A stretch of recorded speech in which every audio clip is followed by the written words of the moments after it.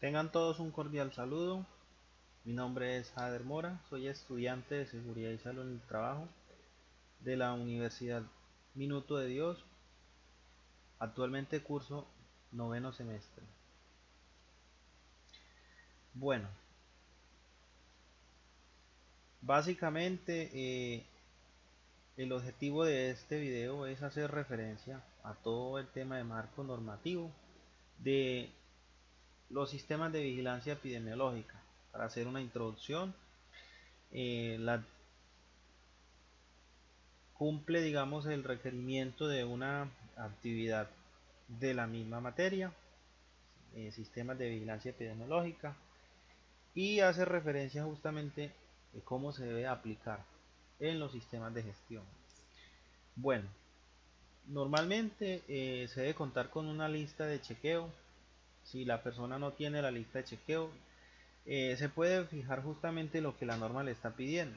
Es la forma de hacer la lista de chequeo e irla adaptando a la necesidad de la empresa y a los requerimientos que el CISO necesita.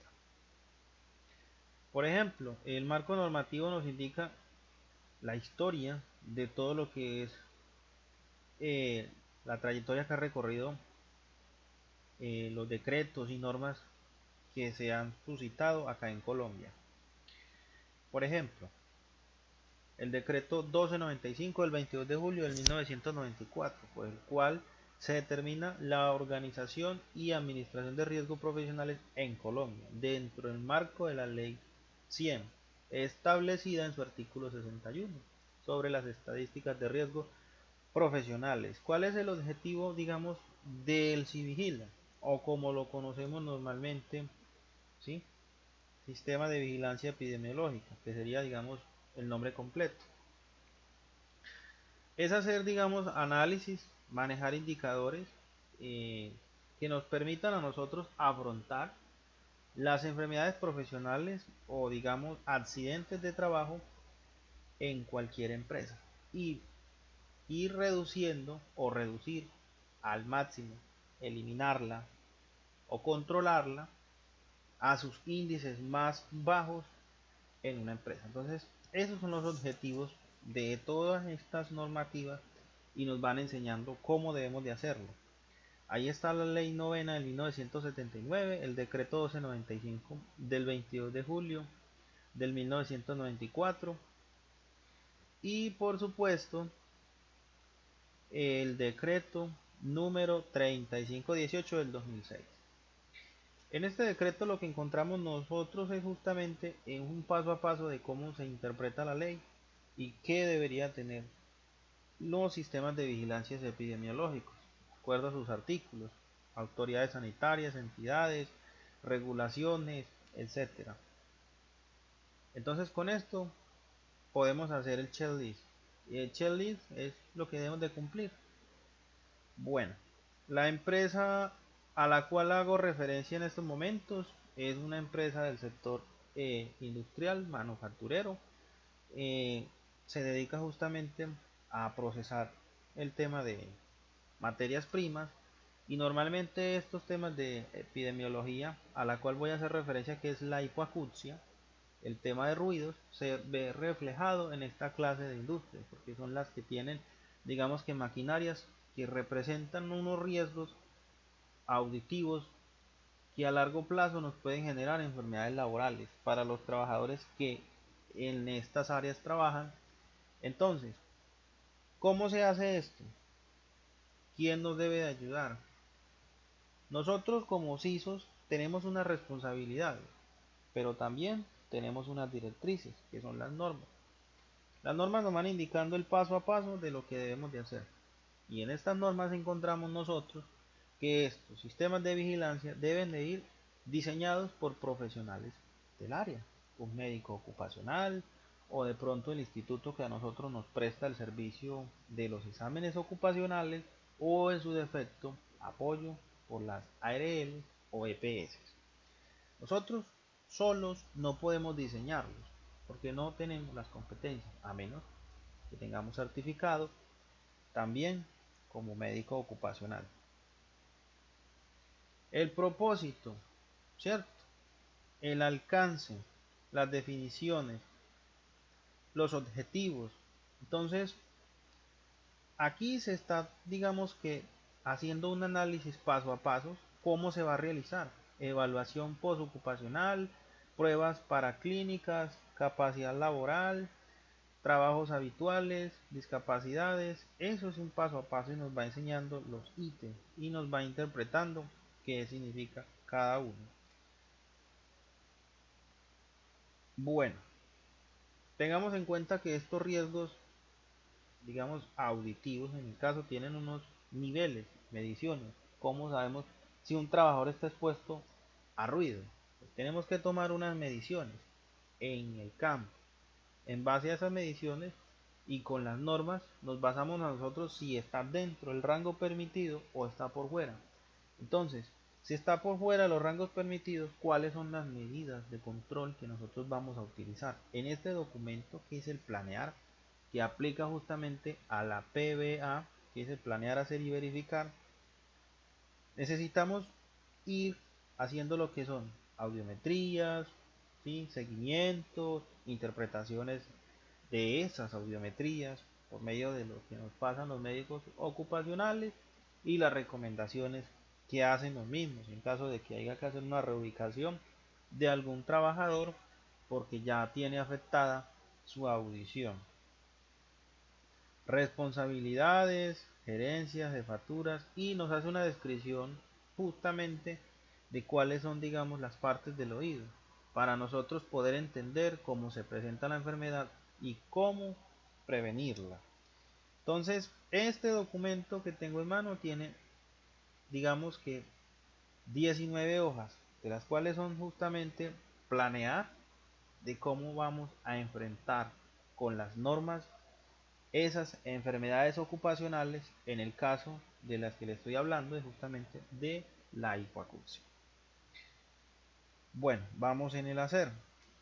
En el hacer lo que hacemos es justamente identificar el tipo de riesgo que tenemos y los indicamos por grados de colores y puestos de trabajo. Entonces decimos, bueno, tal zona está indicado a 97 decibeles, está en rojo, el verde está a 45 y el amarillo está en 80. Entonces, cuando hacemos esa clase de, digamos, análisis, podemos identificar cuál es la población afectada por esa enfermedad, ¿sí? Por ese riesgo. Y en base a eso podemos hacer los respectivos controles. Cada una de estas hojas nos alimentan. Esta hoja principal nos alimentan esta y nos permite a nosotros interpretar cuáles son los exámenes que debemos de mandarle, cada cuánto se los debemos de mandar. Eso normalmente es cada año, y si la persona es reicide en este tema, ya recomendación del médico, cada cuánto se le volvería a hacer. Hay otra, y es esta. Listo, identificamos las áreas y entonces empezamos a decir, bueno, el área tal, ¿sí? ¿Cuáles son los controles que debemos de tener? ¿Cómo están dentro de los límites o no están dentro de los límites? ¿Sí? Y el tiempo, las fechas, los rangos, los nombres de esas personas y qué tipo de control vamos a hacer. Entonces mire que aquí dice que controle un año de sensibilidad auditiva y los demás en su mayoría están dentro de los límites. Listo. Cabe resaltar que esta información a nosotros nos permite, digamos, tomar acciones, y estas acciones que nosotros tomamos justamente son mejoras.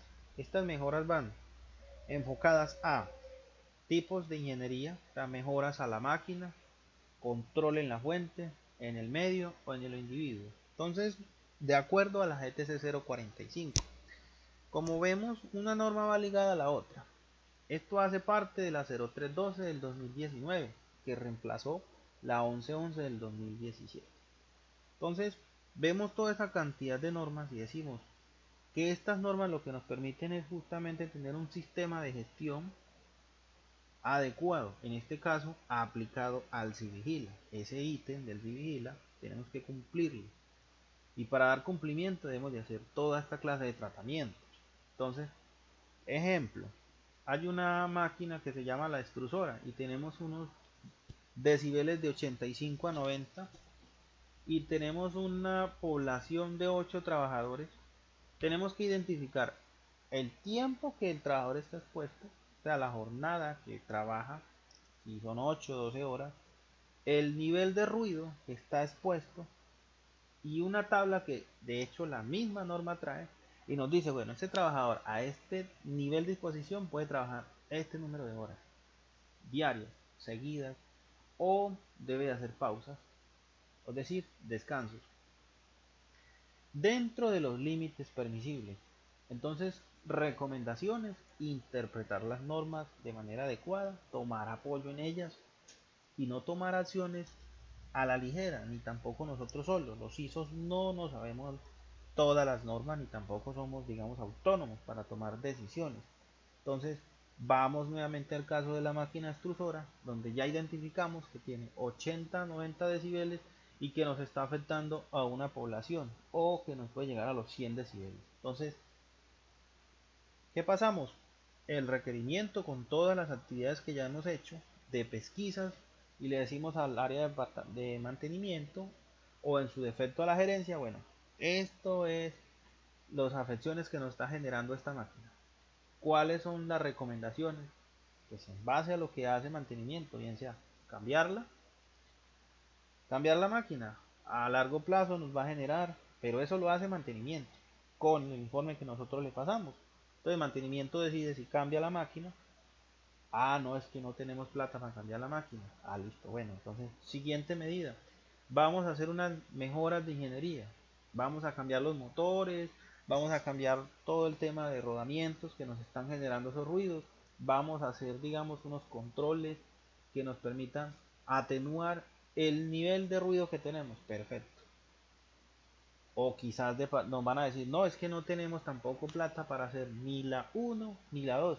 Entonces, tenemos que buscar otra solución, y ese es, para eso nos pagan a nosotros, para buscar soluciones que permitan cuidar la salud física, mental de los trabajadores. Entonces, en esas decisiones decimos, bueno, señores, vamos a ir al individuo. No pudimos con la fuente y no pudimos, digamos, con control en el medio. Bueno, entonces vamos a la persona. ¿Cómo hacemos? Listo, está dentro de los 80, 85 decibeles, 100 decibeles. Entonces cogemos y le digo, vamos a ponerle y protectores auditivos tipo inserto. No nos bastó con esa doble protección. El objetivo de nosotros es minimizar el riesgo a corto, mediano y largo plazo de los trabajadores. ¿Cuál es, digamos, el punto inicial de nosotros? Cuando nosotros tomamos un trabajador y le hacemos los exámenes de ingreso. Entonces, cuando le hacemos los exámenes de ingreso, decimos, esta persona la recibimos con estas condiciones auditivas. Y a esta persona, en el transcurso que esté elaborando con nosotros, debemos mantenerla con los mismos, digamos, situaciones auditivas. La recomendación es esa. Y o evitar que la pérdida sea demasiado alta. En el momento que la persona, la empresa prescinda de sus servicios, diga no, ya no va más esta persona, o el trabajador decida retirarse, debemos de hacerle un examen de egreso. Ya no es de ingreso, sino de egreso. Y debemos de entregarlo con las mismas condiciones. Recomendable en el Civigila, sistema de vigilancia epidemiológica, todos estos exámenes de egreso y de ingreso. Entonces, de acuerdo a lo que se ha venido observando en los documentos que he venido mostrando, esta empresa cumple con los requerimientos exigidos por la norma, porque tiene justamente el planear, el hacer y el verificar. Y no solamente eso, sino que está tomando acciones correctivas ajustadas a la norma para prevenir, digamos, los daños que puedan ocasionar la labor que realiza el trabajador. Entonces, dicho esto, nos damos de cuenta y desde el conocimiento que he venido adquiriendo en mi formación, apruebo este sistema de vigilancia epidemiológica porque cumple con los requerimientos que yo necesito para mis trabajadores.